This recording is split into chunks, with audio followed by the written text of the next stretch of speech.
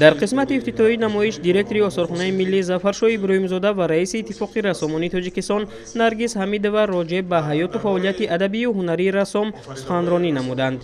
ذکر شد که یرمی بورتسف ختم کرده تکنیکوم رسامی تاشکند بوده سال 1930 به تاجیکستان آمده است. خدمت شایسته او در آن ظاهر می شود که سالهای 30 عصر 20 اولین دانشجویان آموزشگاه رسامی تاجیکستان را تربیت نموده و مکتب صنعت تصویری تاجیک پایه‌گذاری نموده است. مصور از جمله آن نفران ایجادکار است که در نیمه دوم سالهای 1930 در اولین نمایش‌های رسامان آفریده‌های خود را پیشنهاد تماشابینان گردانیده است. موضوع اساسی اثرهای او انعکاس حیات اجتماعی جامعه میباشد. رسام توانسته است که با اسلوب واقع‌نگاری تاریخ گذشته ما و همچنین باشد فرهنگ ما، تمدن ما و حیات همروزه تاجیکان ما را در اثرهای خود انعکاس نماید.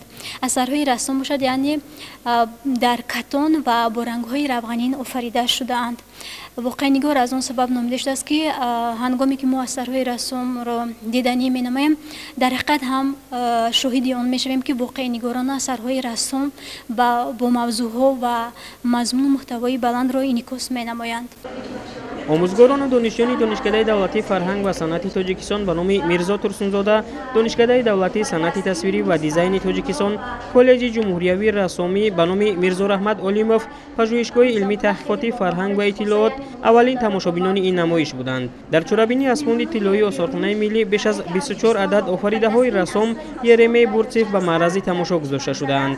اثرهای او را در تالار نمایشی آثارخانه با نام‌های در مکتب کهنه، در کلخاز نو، دستگیرکنی ابراهیم بک، دهه قدیم، در زمین بای، منظره کوهی، ساختمان اساسی کانال، راه به سوی ورزاب، سیمای پسر بچه، اداره کلخاز و غیره میتوان دید. نمایش واقع‌نگار در آثارخانه ملی تا 15 مارس سال روان ادامه می‌یابد.